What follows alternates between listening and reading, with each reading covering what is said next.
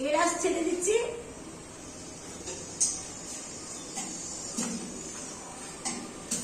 এগুলো একটু মেথিগুলো দিচ্ছি, তারপরে দিয়ে রাঁধুনি তেজপাতা সম্পূর্ণ দিয়ে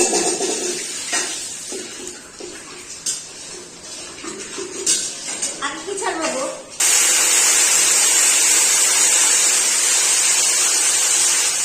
আদা বাটা,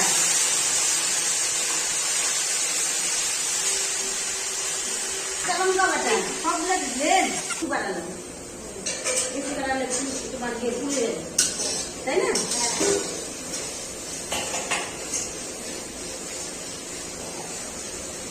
কবে দাও দেখা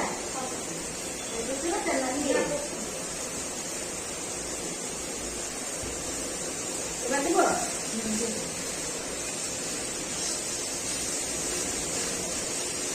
পোস্ত বাটা,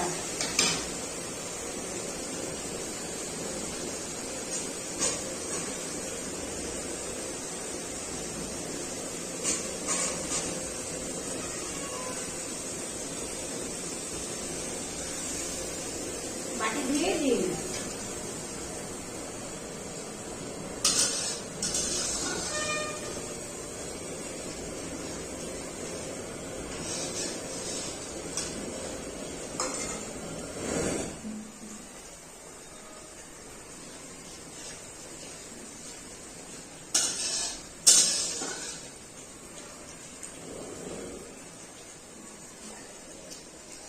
মনে সাইজটা ঠিকই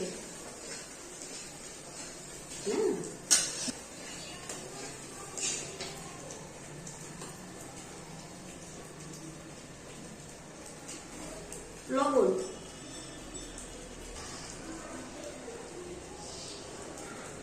সামান্য একটু হলুদ গুলে ছেড়ে দিলাম,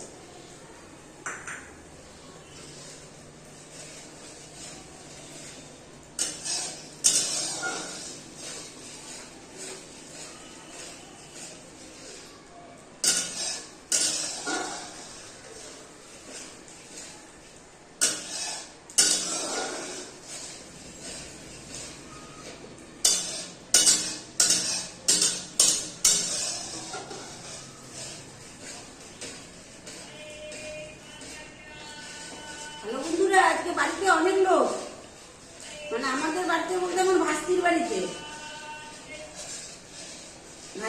পুজো, তো তাই অনেক লোক।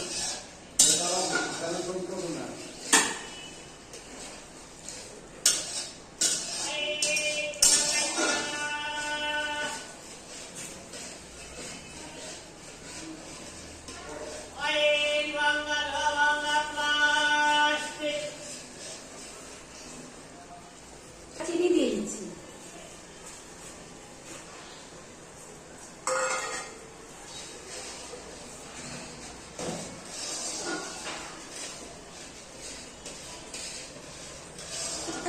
করলা, বড়ি, বেগুন, আলু, কাঁচা কলা,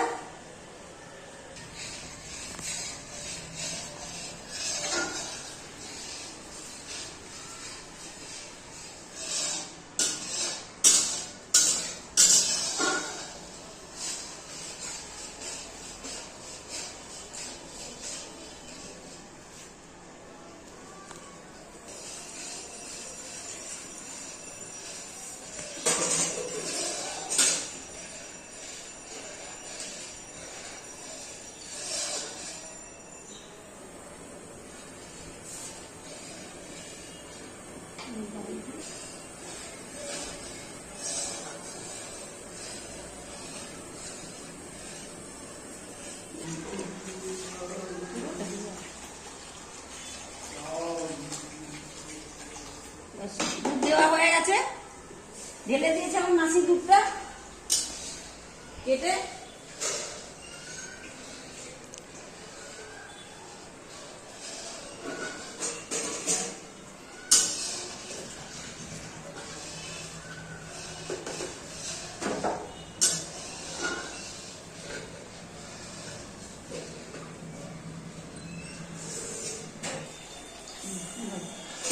ভাজা জিনিসটা বেশি টানবে না, তাই না? দুটোটাকে এই সবজিগুলো ওর মধ্যে ঢেলে দেবো। হ্যালো বন্ধুরা, আমি এখন সবজিগুলো ছেড়ে দিচ্ছি।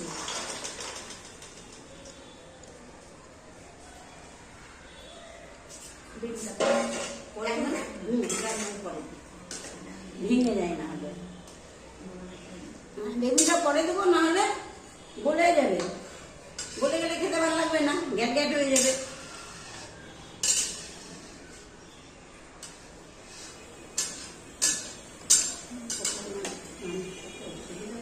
কুঞ্চিটা একদম মোটেও ভালো না।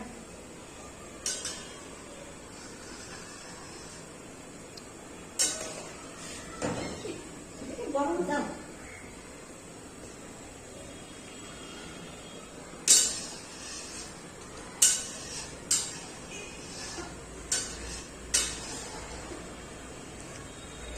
এতগুলো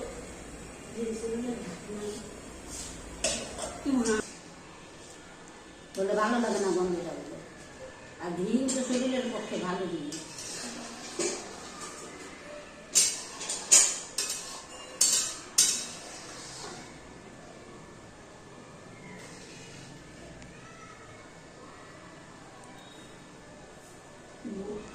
দিয়ে দিচ্ছি।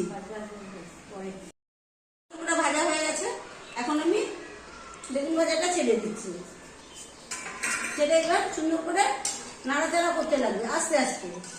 এই খুব শরীরের জল দিয়ে রান্না করলে পরে তাহলে সমস্ত বেগুনগুলো ভেঙে যাবে, যার কারণে খুব হালকা হাতে রান্না করে নিতে লাগবে।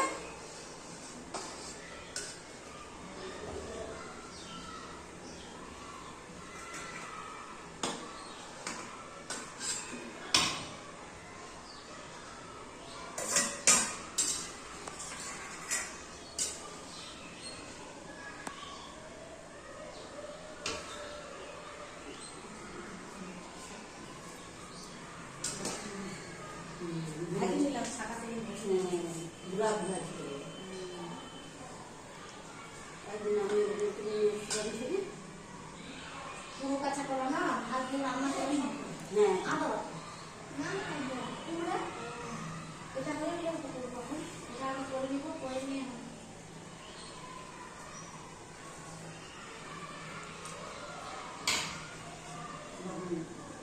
ওরকমই তারপর আমরা খাবো।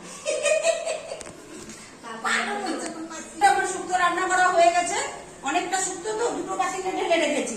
দুটো তো আমি দুই হাতে তুলতে পারবো না, যার জন্য আমাকে আমার মাসি সাহায্য করে দিয়েছে, তুলে দিয়েছে। তারপরে আমি আপনাদেরকে এইভাবে দেখাচ্ছি। কেমন হয়েছে সে অবশ্যই আপনারা বলবেন, আমাকে লাইক করবেন, শেয়ার করবেন, সাবস্ক্রাইব করবেন, সাথে থাকবেন বন্ধুরা, আর এভাবে এগিয়ে দিবেন। এটাকে আমি অনেক বড় ভালো মনে করবো। আর কমেন্টে ভালো ভালো লিখবেন, আজে বাজে কিন্তু লিখবেন না, তাহলে আমার ভাস্তির বাড়ির নিন্দে হয়ে যাবে। নমস্কার, এখানেই